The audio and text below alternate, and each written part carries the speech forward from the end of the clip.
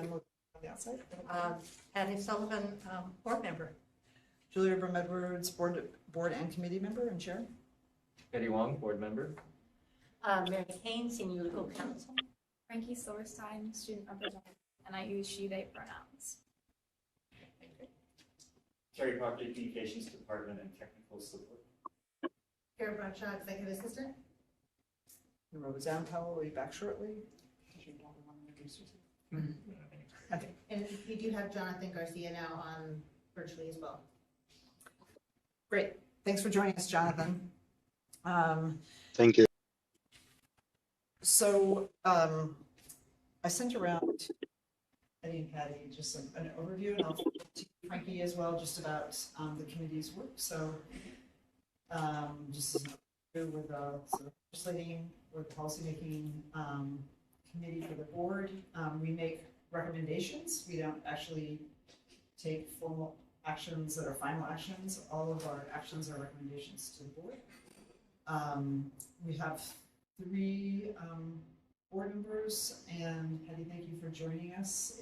We're glad, and we welcome, if you come, your participation in the meetings. And Frankie, I think you are going to appoint somebody, or will you be the? We'll see. I'm meeting with Shanice soon, so there will be somebody from district student council.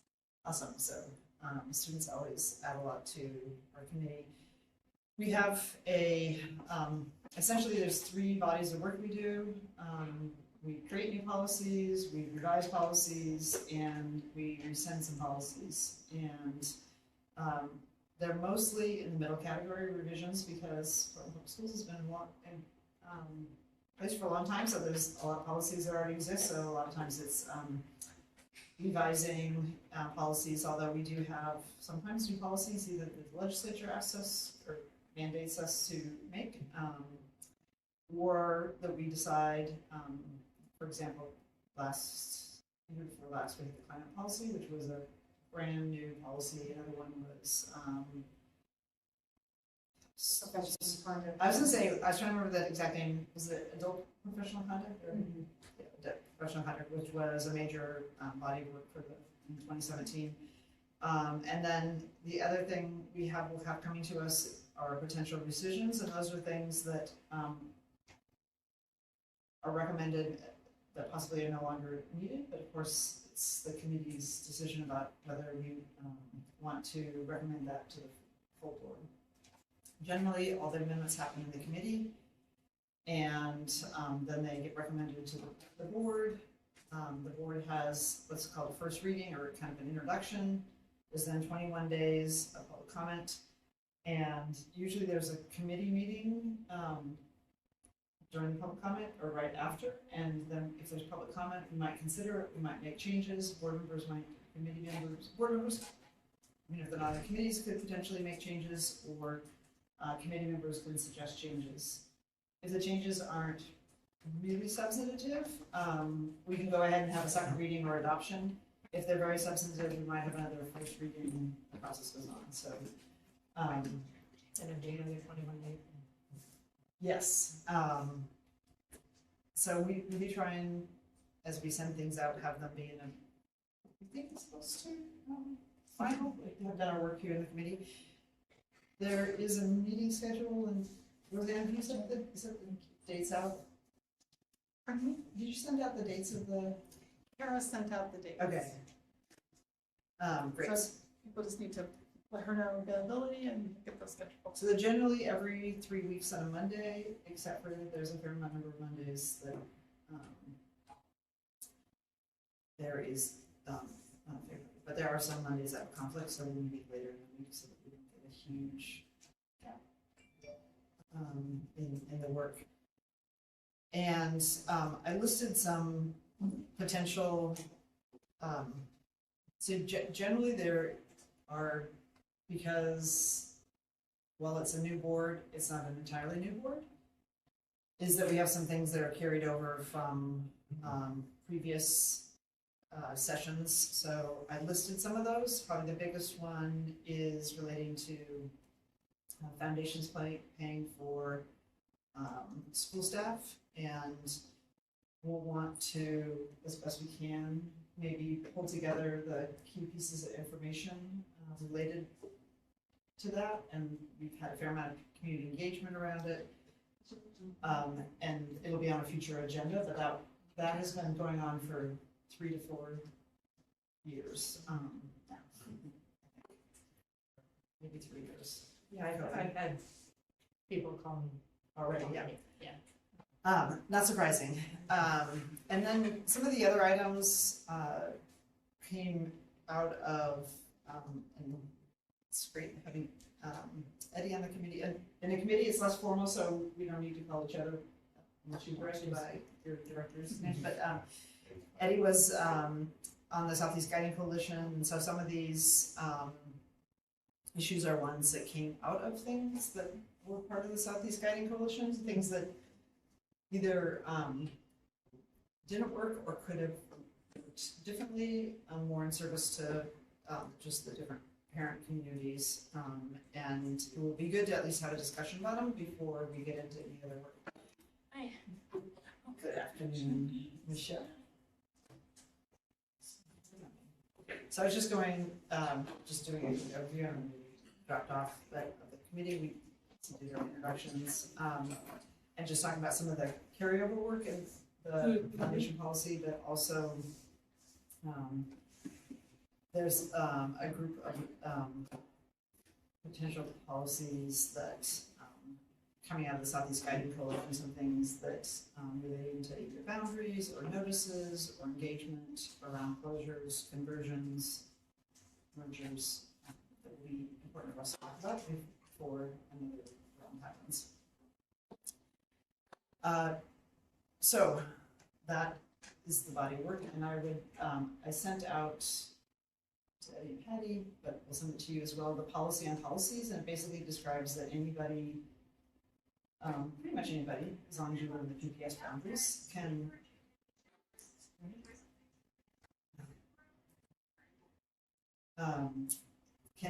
propose a policy. So if there's any concept, love it if the district student council has something that they want to propose, if we don't have a policy or they want to revise things, those can be brought forward for the committee's consideration.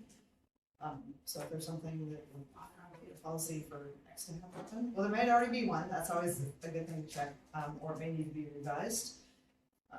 So I would welcome that. One thing I would say, just looking at the calendar, is always better, by the time we get to the second half of the year, it's, especially if there's more than one point of view about something, it's hard to get it through the process. I mean, it takes longer than the year. So getting things this fall in sort of the pipeline or the hopper sooner.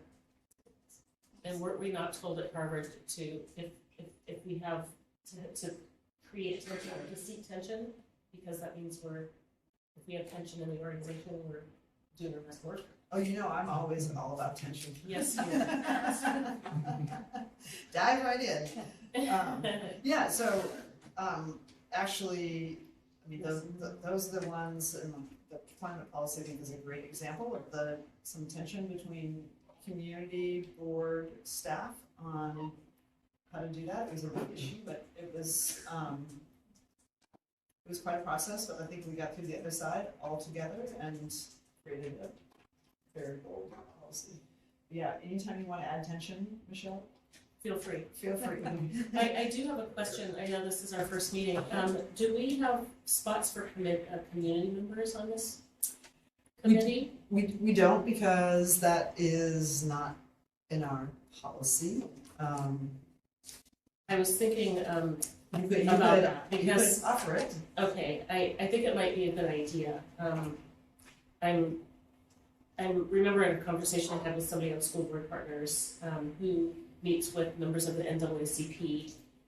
This is in Tennessee. Tennessee's not Oregon, but as a best practice to have that kind of community feedback. Yeah, so I've kind of sourced a list of names, but we could, maybe come up with a process. I think it would not hurt, and it could help us. Like, some of the things that we might be blind to might be very apparent to community members. that have been involved in the system for a long time. One thing I'd suggest is we have a policy on committees, and I know there is one committee in which we have community members, which is the audit committee, because normally, those are the people we audit. So we, But also the budget committee. well, they're not actually, the CBRC, Community Budget Review Committee, they're not actually on the committee. Okay, We're the that's budget right. committee that Yes. we were advised by. Just off the top of my head, here's my thoughts. Okay. But you can bring Please. something forward and we can Yeah. then have this for a future discussion, is that, probably this committee shouldn't, if we're gonna change it, it should be, we should have a discussion as the board. Mm-hmm. So we could look at the policy on committee, if this policy on committees, on board committees, and whether that's something we want to put forward for the committees, and I'm happy to look at it with you and what it look like. Okay. When we, So do you invite community members in though for discussions when you're discussing? it policies? it Or it depends, stays? it depends, if, for example, the foundation policy, that was something that was proposed by community members, so they came in and presented on it. Okay. We always have public comment. The student reps, representatives on the committee aren't necessarily, board members, so when we vote things out, it's the board members who are on the committee that vote things, but certainly they're at the table and have every opportunity to offer suggest things, to change things, and I would suggest that we would continue, if we did have community members, that would be ad hoc, but that's something, that they be, Yes. that not Non-voting. non-voting members. I think that's. And coming in when it particularly relates to that. Yeah, or somebody who's, you know, we have a relatively small board, for three committees, so who helps? I just wanna make sure that we still have board, members, because I would be interested in school board partners, whether those are for boards that are appointed versus elected. Okay. Because generally, if you're elected, you should be, in theory, community representatives, versus appointed members, and sometimes they're appointed by the mayor or somebody else, and so they're less community. But, And we do have a policy on board committees. Okay. It's 120014, which addresses exactly what you're talking about right now. Okay, was it 1.20? 1.20.014 014, okay. board committees. I'm gonna change over here so we don't, so. We're not in We're order. not. Okay. And I guess. committees generally are less formal, unless you decide Nope, you're your fine. committee is gonna be formal, which you can do that. What about the bond oversight committee? I mean, That's, that's not a board, that's a board committee. appointed committee, but it's not Yes. a board committee. Okay, thank you for distinguishing that, because I remember going through a process where we invited people to be on that.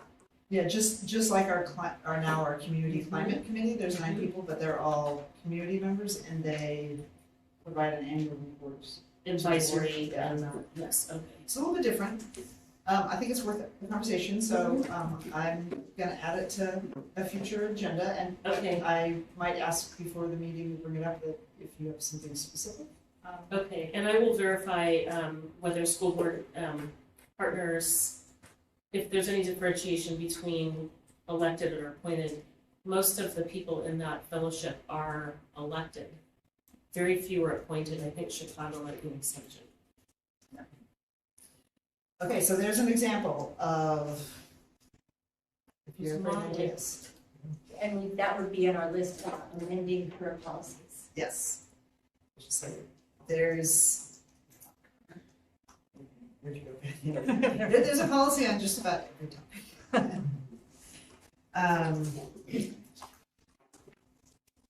So that's great. Way to model ideas of, you know, we can get better. And there's some things that we have been fine tuning over the last several years. Our complaint policy, Professional conduct has had a couple of revisions. Well, this policy was last amended in 2002. That was when I There, looks was like, on the committee. yes, Um, it's why we are updating a lot of our policies, because they have, your So, older dates. Things have changed. Well, there is a policy that all policies are supposed to have gone through every 4 years. And in 2000, the 2001, 2005 board that I was on, we did that. So you'll see lots of policies that were updated then, because I think that the last time they were majorly gone through was 7. When Bill Scott was on board. And they did a lot of work then, so you'll see, and then, I say, the last 6 years, it's been focused on ones which needed the most work, or there was some sort of change in legislation. We've also done a fair amount of work on graduation standards, but we haven't done the full cycle through. We also have been, we rescinded maybe 50 policies, or is that an understatement? Felt like 100. It was close. We did, Yeah, so 50, so that's low. we did a lot of culling. Okay. We've done a lot of culling in the last couple of years. And the theory of that is if you have things in there that are not current or not needed, then it makes the ones that are there less important, because it's just like you've got all this flood. like what Andrew said about the field trip policy. So Well, that's actually, something that, we could look at. Yeah. there's not an agreement on the board on field trip policy. No, I There's- know, but that's the kind of thing, right, that you might need. I would be in favor of taking a look at that one in particular, because I think the reason, last year, I thought it was a good idea, and this year I'm thinking that if it doesn't get to equitable practices, then it's, it really is, I feel like, something that the superintendent and the district administrator should handle. And I think the reason I wanted to be aware of it was because I wanted to ensure that there was some equitable distribution. I don't know if that policy is. Yeah, I don't want to argue it now, I'm just saying that's the kind of thing Yes, it's that you're talking exactly. about. Okay. For policies that are just restating state and federal law. Okay. We follow state and federal law, so they don't necessarily need a policy to tell us. Do we know how many of our policies are just kind of a reinstatement or restating? Some, a lot of those. We did, and some, particularly the state legislature requires that we put into place a policy stating the law. For example, the complaint policy is required. Okay, The every student belongs policy is required. The sexual harassment, so there are some that we are mandating. So some of the other things we did over the last couple of years is we translated some of our major policies, the ones probably are most important to families. So if you go into the policy, but there are policies that over the last couple of years we have paid, once we revised them, we paid to have them translated in the 5 major languages, so that they would be accessible to more families. Even though our website you can click on and change, but it's better to translate it because it's not sometimes always the click on the translation is not the same. So with that, we're at the policies revision, discussion, and possible action. And Mary, do you want to talk about the student education records? Yes. Is there any attachment?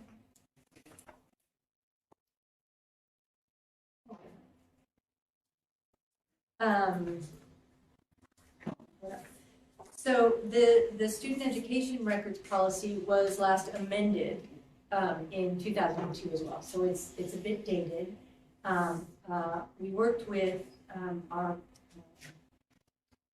we have a records department, we worked with Amanda from the records department in updating it to make it more accessible, and also to remove the language that was repealed by law. So there's this, if you look at section 7, there was a point when the Oregon legislature allowed a district to withhold grade reports, diplomas, or other records until the student paid all of their fines. That's been Yeah, I repealed, remember and that, we'd like yeah. to remove that. That's a good one to remember. Also, some of the language in the policy reflects a time when we were holding records in physical file cabinets and rooms, and we don't, it's now, you know, Digital. it's all digital. So we've made some changes to that piece of it. We worked on the administrative directive as well at this time because, again, to reflect the modernization of records. I think that's all I have. Do you have any questions? So generally, how we'll do these is the expectation is everybody will have read things in advance. If you have questions, it's great to send them in advance, because something like this, if we can, hopefully, it shouldn't be, if it's not complicated, but just move it out. So does anybody have any questions about the proposed changes? I don't.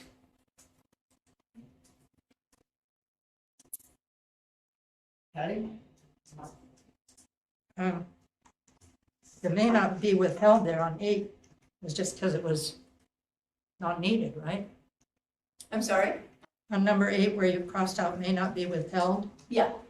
that's just because it was superfluous in the first place. Yes, and so it's our duty to provide this, when Yeah. a parent or a student requests their records, we are Okay. required to provide it. Parent includes legal guardian. Yes. Okay. You just reworded that because it says the same thing, Yeah. right? Yeah, all right. Number 9, well, I think I should add guardian. Parent or Oh, guardian. yes. Where is that? Under 9, that was a miss on our part, we'll add guardian. That was another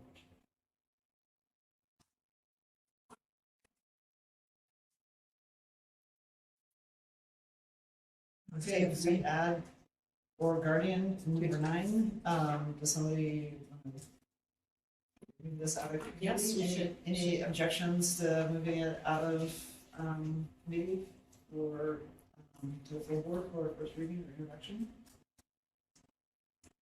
No, I have no. Okay, great. There we go, first action. Yay. Thought it was a warm-up. September 5th. Oh, nice, you're on the calendar, great. You know, I was wondering about that because if we could have first readings along with the consent agenda, because there's no public comment around it, and otherwise it makes us wait 6 weeks. Yeah, I don't think I can decide that, but I think it's a fine idea. Would it be the chair? I could see, Ask the chair. I could see a second, I can see a second reading where there might be comments or discussion, but a first reading it seems like it's just it's like a consent agenda item. It's just a thing. So for the first, we should ask the chair and see if. Yeah, well, I can talk to Gary. If things are going to be very slow, because that would then, in some cases, it might almost be like 2 months between things. No, definitely something down. Okay, I will ask Gary. All right, so the next item is instructional material selection, and this was a policy that, Again, it's from 2002. yeah, and I had, I suggested a change be made, and based on that, there were other updates that were going to be made, so the suggested change I had was in number 8, to add school required technology, so that we're absolutely clear that students don't have to pay for Chromebook or software, just like they wouldn't have to pay for a textbook to use it, since we're a public school system. So that's an add. Again, just an update from 2002. And there were computers, but not ubiquitous in schools. The other change, Mary, do you want me to go through the changes that you had suggested, and I'll go through the last? I think these are ones that Liz had suggested. They're primarily cleanup, Yeah, I is think what, how I that's, describe them. Yeah, I mean, like removing the term, men and women, Yeah. so some of the language aims to be more inclusive. Superintendent is capitalized throughout.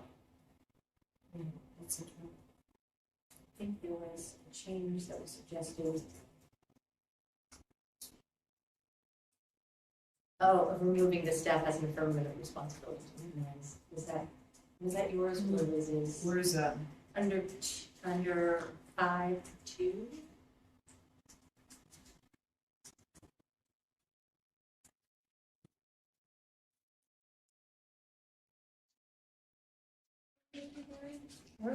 It's additional language that is not, yeah, I mean, but the first sentence says it all. I mean, the first sentence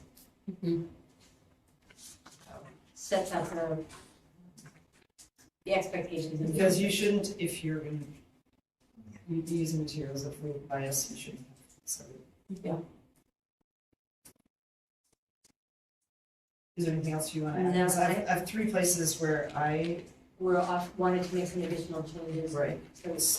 So, and maybe this is just a discussion of it because maybe I'm wrong, but on 5.1, it talks about the contributions of different racial, ethnic, gender, and religious groups, and I was thinking that we should do religious groups. It doesn't seem to be particularly relevant. Just specifically not allowed. Well, religious groups would include like Islamic and Jewish. I guess my question is, who's deciding which religious groups? I mean, there's, in addition to the major religions, there's a lot of different religions, and Yes. it, Yeah, a lot of different religions did contribute to the development of Oregon. Or part of it. so I took this as a suggested list of the major groups that might have been in the past not included in history. And the one that for me that stood out was that out of discussion, it's like who's going to be deciding which religious groups' contribution. It's a good question. And so since it wasn't a, 'Cause I know I'm biased. Well, and it's also putting religious groups on the same platform, racial, ethnic, gender, histories, right? Which necessarily may or may not necessarily be equal thing. so I felt like it's not that you couldn't have a discussion about religious groups, you just didn't need to call it out in that list. So Specifically, I would strike it unless somebody has an objection. because it's understood. Well, Or because implied. then I do think I don't think that it's on par with racial and ethnic and gender. And I think it still may be like who's deciding. who's deciding. Right, lots of different communities too, but So because interesting. it's like not a definitive list, right? It's like including, and then the next one like goes on to like list more groups that needs to, like the instructional materials need to be free from bias about. So I guess like by removing it, we wouldn't necessarily be saying like it shouldn't be mentioned. Because then I also like my question is like what do we use to determine like which specific like groups we should be mentioning in this list versus like all the ones that are listed in the next one. That's right, it just says it, the next one, it really has a list. Well, the next one is really about being free from bias. The one before it is really like calling out the contributions. So Yeah, Just, when I went to school, there was pretty biased and didn't Very really biased. call out the contributions. About it, so I can see why that's specifically called out.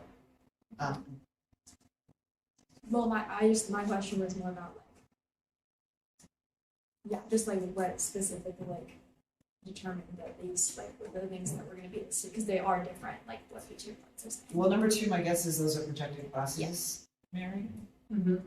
which is why Yeah. those are all listed versus the one before is like, we're talking about materials that they should be reflective of their contributions. I would be okay with striking the religious groups. Ethnic will end up including that anyway. Okay. Okay. Okay, so strike religious groups, and then I'm looking, there was a small typographical here, it says including the contributions, and then it says and the roles and contributions, so you Yeah. probably want. Oh, okay, yes. Then the next, number 3, I have a question too. Oh. go ahead, yeah. I'm a little bit concerned about the word bias. Just because, like, today we live in a world of, like, I like prejudice. I may be just completely out of whack here, but, just having I have taught social studies and diversity, in our society, kind of both sides, and it's just not always. We all come Fair. with biases. Right, exactly. So someone could come in and say, hey, you have this, a lot of stuff on, like, say, African American history. That's biased because, like, you can always say something's biased. That's the only kind of word I'm a little concerned about. Is there a legal, Biased, what we term generally in the district of bias incidents are presumed hate-based incidents, or, but you're right, bias is also something, it takes on a lot of meaning. Right. Is there maybe like something active? I like what you're saying, that like for the racial bias. Should be free from racially, well, let's be honest. Just a whole list of Everything It's biased, all of right? it's all of the things that we then list below. Because it does, it refers back to what we're talking about. Okay. So bias based on, Racial. as what we say is on account of. So it's not Is it bias that you come maybe in. like a negative bias, I don't know. I see what you're saying. Yeah. But I think it's referenced in the clause. Oh, that makes So sense. it's on account of. Your bias, you can come in with the bias, but if it's on account of someone's the protected classes, someone's age or gender or race, that's an unacceptable bias. Okay, great. That makes a lot more sense. Yes. Okay. This is the on account. I'm glad that's That's, kind yeah, of that's the the, thing yes, I'm that's the looking thing for. that it means, yeah. And I didn't, for some reason, register that one. Should I change it to based on? Would that be better? No, I think I'm okay with it. Okay, You mean to say prejudice based on age? yeah. Or Instead of bias, on account. keep bias in, bias or prejudice based on, Frankie? I had something unrelated, so I think we should finish that list. Okay, well, I think we're moving through it. I had something on number 3, did you have something in number 2? No, you can go to number 3, it's more about this whole section in general. So, on number 3, originally it was drafted as instructional materials will include controversial items which stimulate critical thinking and analysis of issues on the part of students. And I had a back and forth with Liz about this, because just saying will to me was an overstatement, then I was gonna put in may. And the rationale of putting this in here is like basically granting teachers and students the permission to talk about attention. Attention, yeah. And I think it's a relevant topic considering, what's considered controversial for one family might not be. I was wondering maybe if instead of controversial, it says like include items where there are, Contentious. strongly held different views or something, because controversial just sounds negative. Mm-hmm. That's contentious, so. Oh, that's Sounds even. Sounds like a fight. And then I was wondering, Um, because to me it made a lot of sense of like, I can see like in a high school classroom where students are talking about Well, issues of the day. that- items where people may have a difference of opinion. Or if you change the word which to two. So instructional materials may include contentious items to stimulate critical thinking. Oh, Because then they have the purpose. The purpose of this is to stimulate. So I think I I'm think gonna show that's you great.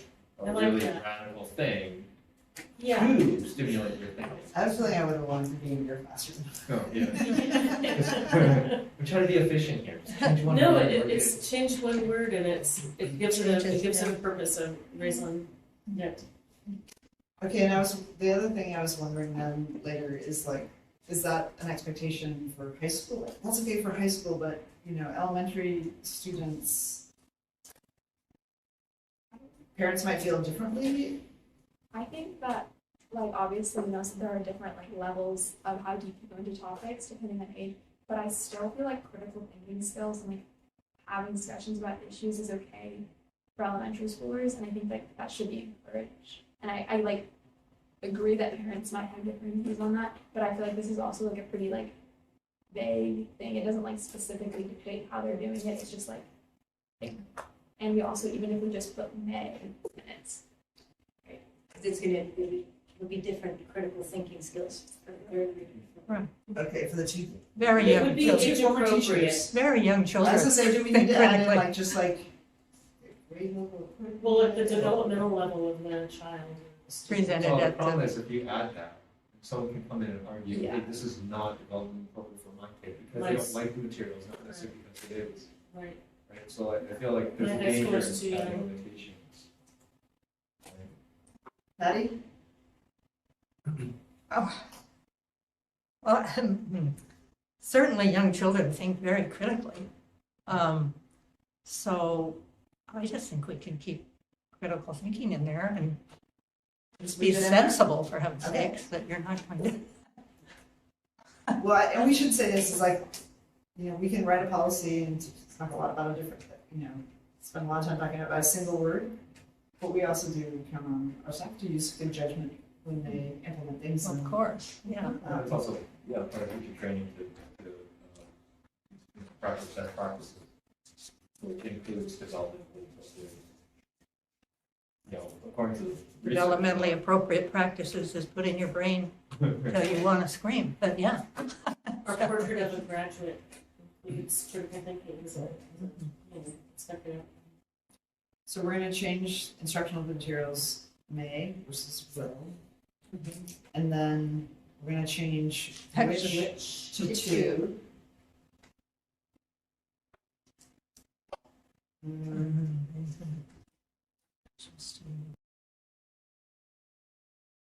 What's the third thing on that? Well, no, no, where's the And certainly if you're teaching social studies, I mean, you have to bring it in. You have to bring in controversial items. The newspaper articles that the kids Yeah. used to clip, It's what you already referenced, I already the covered school it. record, the technology will not be. Okay. Yeah. Frankie, did you have something about that whole section? Well, it's not like necessarily specifically like a policy, but I feel like a good thing to mention when we're having this discussion about like the selection materials is just that like last time like a curriculum was adopted, I still am hearing a lot of frustrations from like students and teachers about how that was selected and just like what was selected.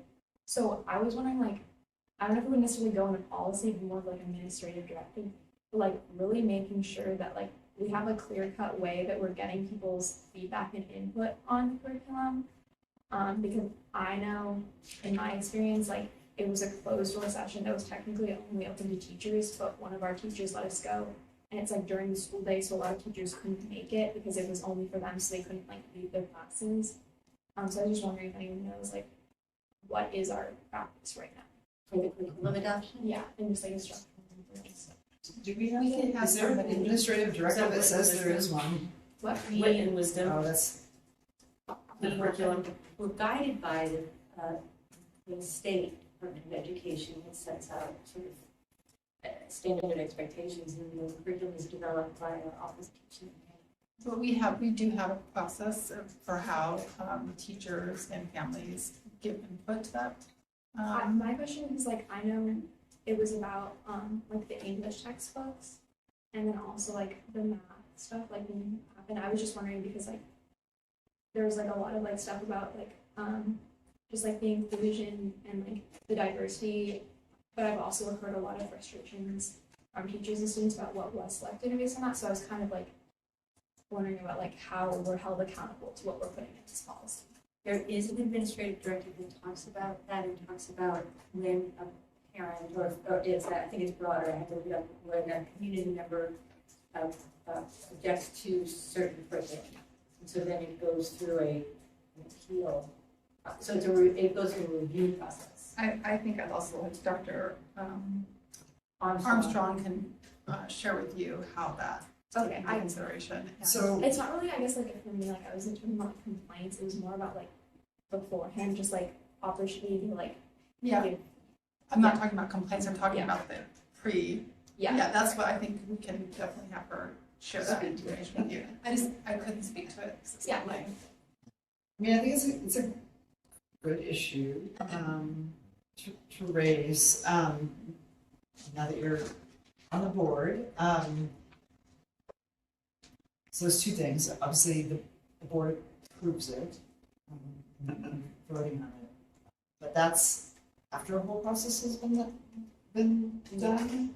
Is there an AD on curriculum or Was it big? curriculum adoption? Because I guess my thought was like putting it in policy makes it like solid, but then there's all these other issues. So I was like seeing why that probably wouldn't be the option. But I just thought it might be like relevant to bring up because like that kind of informs how relevant it is. Because it doesn't say anything about how, does it? It just says Yeah, 'cause curriculum usually, materials like, selected by the district. Nothing about how it was selected. 640011 talks about the selection of instructional materials.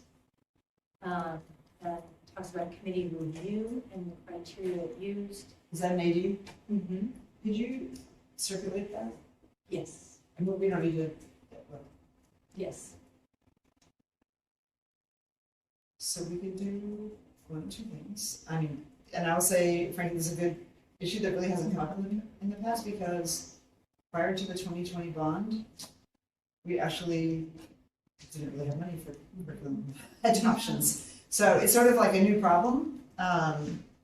And it may be the first couple, we've had a couple of adoptions, but we have a whole bunch more that are going to come through the pipeline. So maybe that's, what I'm gonna suggest is maybe I'm gonna suggest we move this out of committee if people want to move it out of committee, that everybody look at the AD, and if they, love your point of view too, but I also love the two former teachers, so like, what, from your perspective, what would be helpful? Because I think one of the things is people having ownership of the process makes the adoption easier. Yeah, I've been multiple curriculum adoption events in my teaching career. One, the latest one was when I was at Benson, the Next Generation Scientist Standards. And we actually, that adoption went really well. But I also seen something that now, yeah, like you're saying, there's that buy-in, there's that also teacher training, also that stuff. So I think, but then I think there's a little risk of, I think, this is kind of a policy, but then where we get into like micromanaging, right, how the administration deals with it. So I think I support where we're going, and I think there should be some kind of clarity on supports and things like that. But yeah, I would want to look at that too. Yeah, I'm assuming that teachers had a lot of input into curriculum adoption, but that may be wrong. I don't know. It's usually a panel that's put together. There's having some transparency in the community, I think. It's been different for each one of them. like I say, it's sort of like a new muscle for PBS because we haven't had funds for curriculum adoptions. Stimulated a lot of conversation in the community this semester. So here is a, and then we'll have these in. And not just the community, but families, but teachers also. So ultimately, the board, has the ultimate say. So, for example, the board decided, or when the board decided, there wasn't you didn't engage the science teachers in this very important science adoption. The board could not approve the adoption. It's so late in the process. So there is a point of view, but maybe one of the things is if we know that there's going to be an adoption and you have a point of view, it could be shared earlier in the process. So that's one way to do it. Or you could put something in the policy saying, there should be adequate opportunities for staff and community members to at least review. I don't think we want to get into the process of approving. Once it's at the board level, to do this similar to policy, if we have a 21-day period or something. That seems overly prescriptive. I just didn't know what you meant by that. Yeah, well, I think sometimes it's like how far do you need to? Sometimes you are pretty specific if there's been an issue, versus like general guidance, like we expect staff to have time to review it. Not that they're voting on it or selecting it, but that they have an opportunity to review it. Well, Mary, weren't you going to check to see how the different curricula were decided and who was involved? Well, I think Yeah. Dr. Armstrong would be the person, I think it would make sense for Dr. Armstrong to come and talk. What I also like to suggest is, I kind of looked through it here, the last few adoptions have included a very lengthy staff report that linked to all the minutes and committee, and everybody was on there, and if you look through, it was probably a few hundred pages of documentation. So I will find that and recirculate that with this committee. That seems really onerous, like, I mean. It's in board. It's already been done. It's already been done. Yeah, Okay. You've already seen it. And I will say, So, no, maybe that's just for community members. Maybe I'm getting it wrong. So, community members have not weighed in on this, is that correct? no, what she's saying is past curriculum adoptions, there's been a staff report that described all the engagement, so it might be useful. To see what is Oh, actually to see happening. what has happened in the past. Thank you. Right. I'm sorry, misunderstood. So it's not a recreation of it. Yes. And I will say that even though we got those, because I voted on several of those, there were, I think some of the cases that Frankie described, just like, hey, we had these like 4 opportunities for people to stop by and look at the curriculum or look at the materials. But because of when it was or where it was or the amount of notice people have, that while it was Middle of the day. available, people didn't feel it was an authentic opportunity to engage. So I think how I describe it.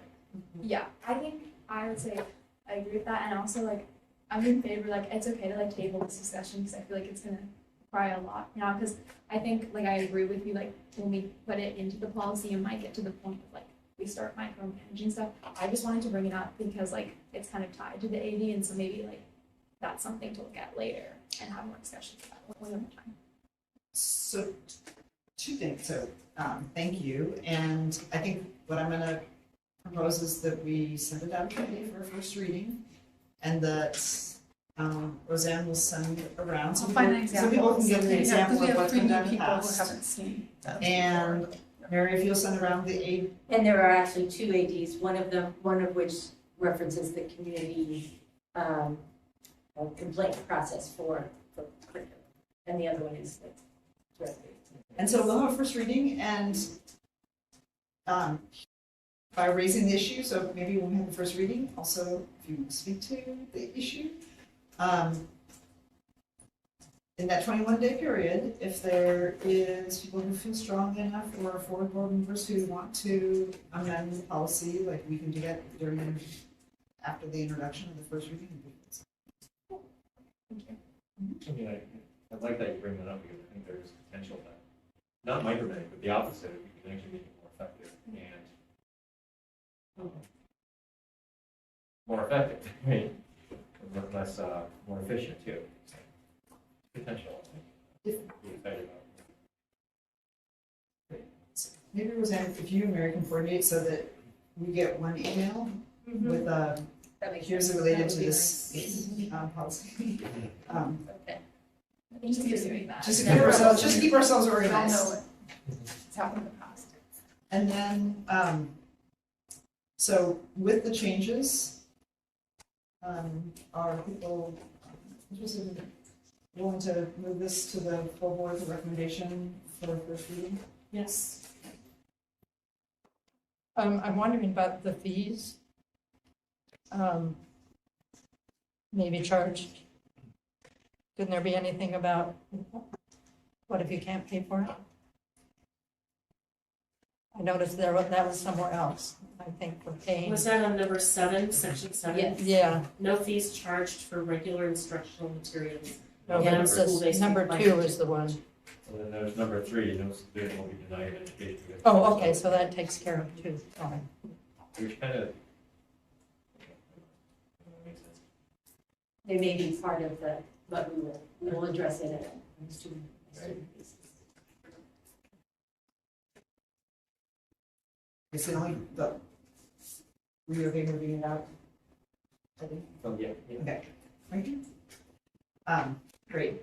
The one question I have for you, Mary, also about this policy is in the last page before it says the superintendent shall develop administrative guidance for the charging of fees for lost and damaged items and criteria for fee waivers. Can you include that in whatever guidance there is? It says there's administrative guidance. If there isn't, we should take that out. Yeah, that is, there is right now, it's out of date as well, so that is moving it. I mean, we can take it out because there's something that's already there, but we haven't, this language talks about shall develop, we have an AD that is out of date. It's part of that old law that allowed for fees, unpaid fees to result. So. So it should be changed from shall develop to shall establishes.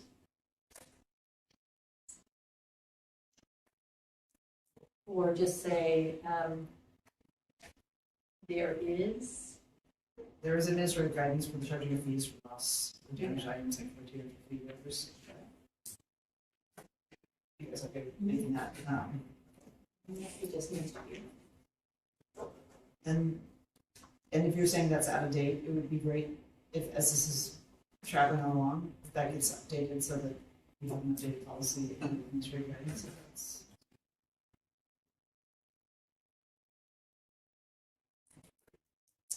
okay, great. 2 things out of committee. Then There's still one more, please. I know this is going to be great. It's starting to get a little heavy. Yeah, this is more fun because we did some easy stuff in the last couple of years. So the next one is policies for revision and discussion, and there is an affirmative action policy, and this is one that we're not. This is really just an introduction to the topic and what is going to be brought forward. So, and the reason we do this is, okay, this may be a topic where people have points of view, and what I really suggest is, like, if you have ideas for, say you get the draft red line and you have ideas of things you want to change or add, to send those out before the meeting, so people are ready to discuss them, and also staff's ready. On a topic like this, staff is ready to provide maybe some people a point of view. I mean, send out before this next meeting, this next policy meeting, not board meeting. So for example, when you get, we're trying to get the materials earlier than this one. It was a warm up for the chair too, the staff, is that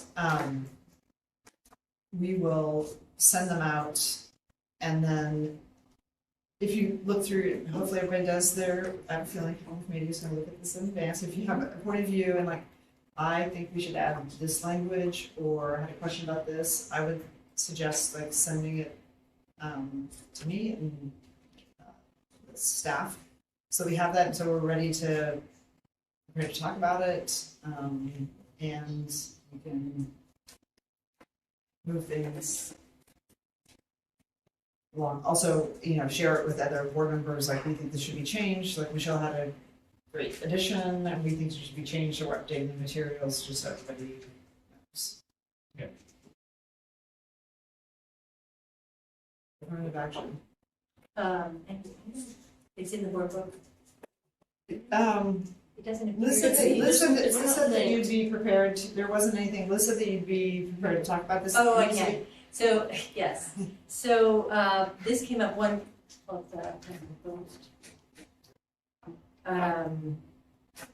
this is another old policy, and it was part of a legislative mandate, that at the time was called the Minority Teacher Act, which, as you can tell how old it was. It is no longer called that, but it does set out the expectation that school districts will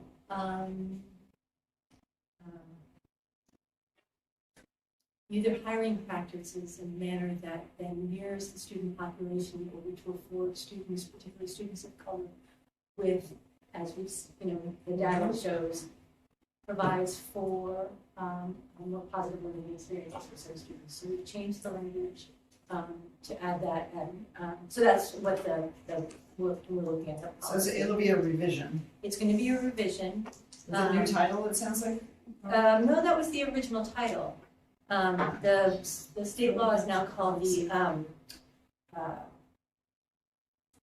Educators Equity Act. So that's the new title of it. And so that's reflected in the amended policy. There's also, because of the age of it, some of the language of protected class and equal opportunity has changed, and that's reflecting contemporary understanding of it. It also includes some language about an equal opportunity plan that I think does not belong in the policy. It's part of, that's an HR function. And it at some point, what is this? Yeah, it does reference an AA/EEO. 2013. The designation of an affirmative action officer to oversee this plan, which I don't know, maybe in 2013 had occurred. We don't have it now. It's not how the human resources is structured. There is, there's a diversity training person within HR, but I think that's always the difficulty in naming specific persons, because organizations change and modify their structure. So, so we're removing that language. It's now. We could certainly add that we have a diversity training department, but again, I worry that in like a year or 2 years' time, we'll call it something. So, based on Educator Equity Act, we revised the policy, so in the future, you would be bringing back, the next meeting, maybe a revised policy with updated language. Right. Okay. So I can have that for you, and if you want it earlier, so you can review and have a. That would be great, and if there's anything, instead of just a red line, if there is just the rationale for here are the reasons why we're changing things, it's always helpful. We don't have an affirmative action officer. So a little staff report addressing the sort of the yes. Does anybody have any questions about that? That's a preview. And then we have the nutrition services, meal pricing and purchasing discussions. And this came in late, and Did everybody get? I don't.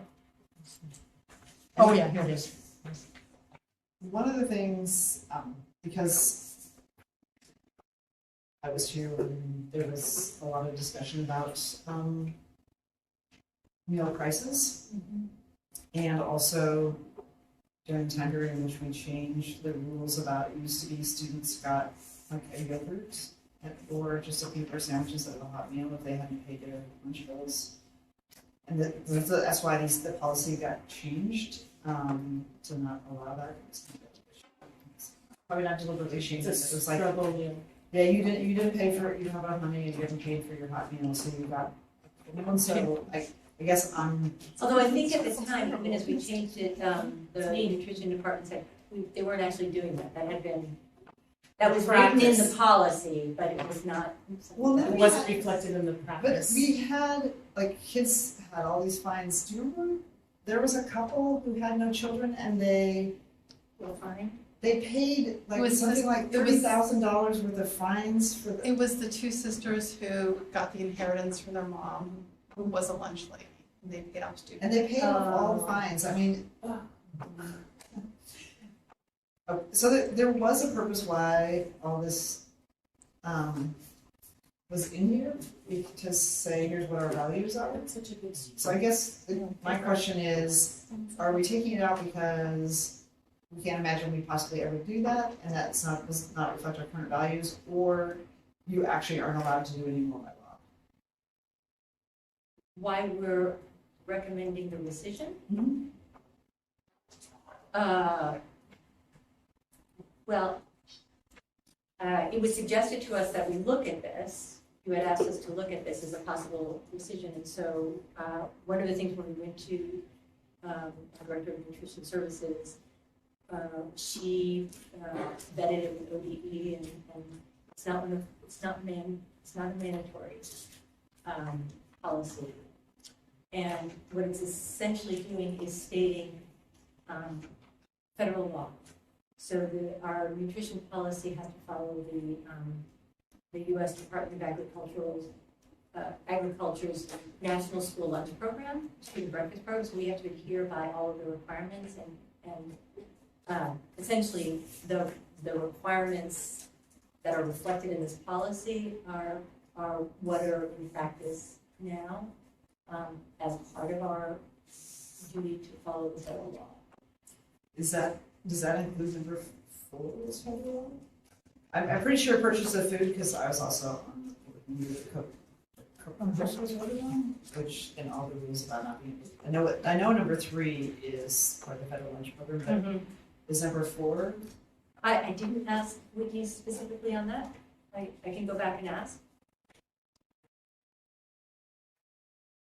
So, if the federal lunch program doesn't, this is just a restatement, then I'd be fine with it, but if it's more a statement of values, because we did used to do it differently. So you're looking at whether we should rescind or just amend? Or do you want the information? I can give you the information first. Well, and the other thing is the school lunch, we'd also be eliminating the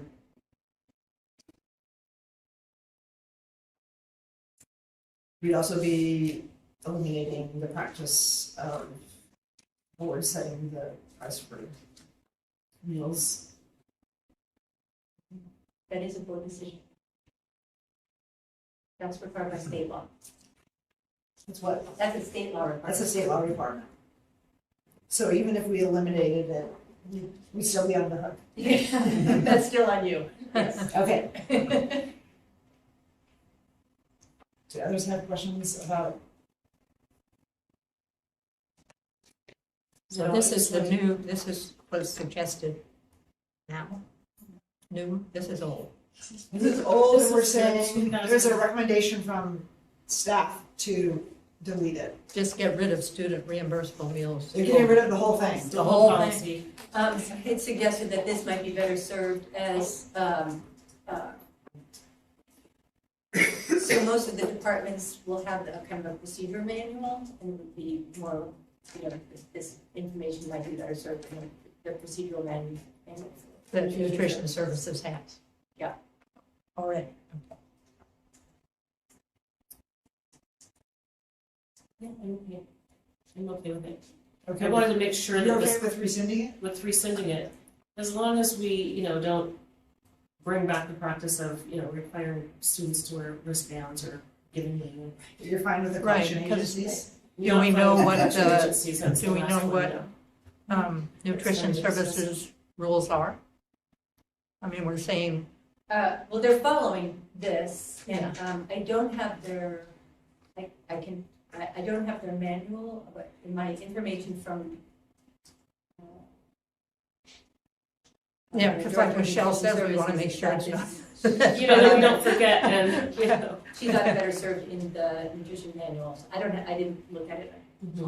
Okay. Is there anything in this that's not duplicated in state law?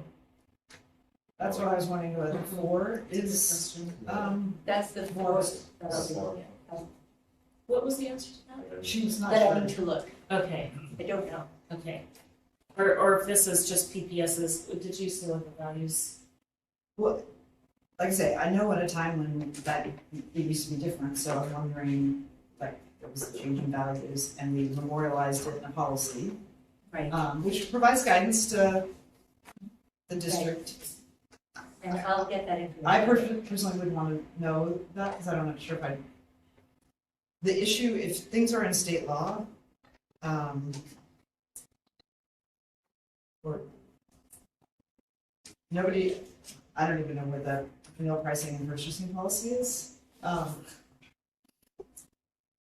maybe should be on the policy page, but like making clear it's not a board policy. It does say board policy right at the top.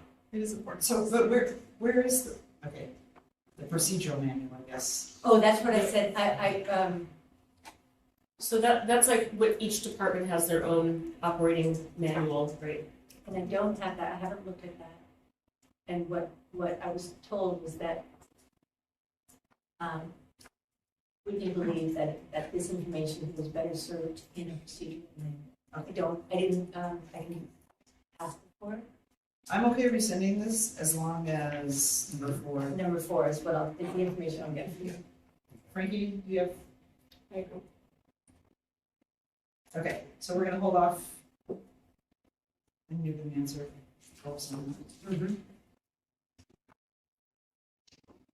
Okay. Okay, we, now, Kara, do we have anybody signed up for public comment? We do. Becky Kavanaugh. Why don't you come on up to the There's table a and public then. comment spot there, I actually just noticed. That's very efficient. Okay. It was very intentional. I love it. Yeah. Hi, everybody. My name is Beth Kavanaugh, Cavanaughh. I use she, her pronouns. And I'm a member of the Reform PPS Funding Group. Nice to see you. Nice to see you all. We now represent over 500 supporters from every PPS school. And we're back for this committee's 3rd year of work on the local school foundation. That's right, 3rd year? There we go. I came today to share where our group stands now on reforming this policy and ask that you as members of the policy committee share it with the rest of the board, both new and old members. So first, Reform PPS, just to be clear, we support a transition period to shift away from local school foundations to a district-wide foundation that will unite all PPS schools to work together to raise private funds to improve our schools and establish an advocacy mechanism to focus on 2 things: work with our state legislature to increase the state school fund and the local option levy cap, and raising awareness locally about the important role of our local option levy. We asked the policy committee to move forward on a 2-year sunset clause on the current LSF policy. This means that while the current model is still in place, a transition plan can be developed with a clear end in mind. The Reform PPS Funding Group supports the collaborative development of this transition plan that supports schools both with and without LSFs to shift to a district-wide model. We also ask that the new policy includes the creation of a diverse volunteer committee that consists of at least 2 representatives from each board member zone, one from a school with a foundation and one without. This committee should be involved in the development of the transition plan during that sunset period, as well as establishing the role of the new district-wide foundation and continued accountability of those funds to the PPS RESJ policy. We're grateful that the PPS board is committed to working towards a solution. We'd be happy to begin working with you and other community members on drafting the new policy immediately. It's important not to delay this reform process any further because the state budget biennium is underway and we must get to work on building advocacy toward increased statewide funding and other legislative mechanisms to fully fund PPS schools. Thank you. Thank you. Was that my 2 minutes? Look at me. Almost like you timed it. Several times, I think. Thanks, guys. Concludes everybody. Pardon? That concludes everybody who signed that. You heard from all support. Yeah. Do you want to provide comment? You can. There's plenty of time. Okay, great. If you have something like in writing that you'd like us to share, I'm happy to share it during the committee updates, but if you have something in writing, it would be helpful to capture that. Yeah, I'm happy to do that. Any other thing for the good of the order? Okay, so these are other things that are coming up, right? This pile I have in my hands. There, yes. Like, okay. Yeah. So you can keep them in your files and Student assignments, the neighborhood schools, affirmative action, class size. Okay, coming up. Thank you. we're adjourned.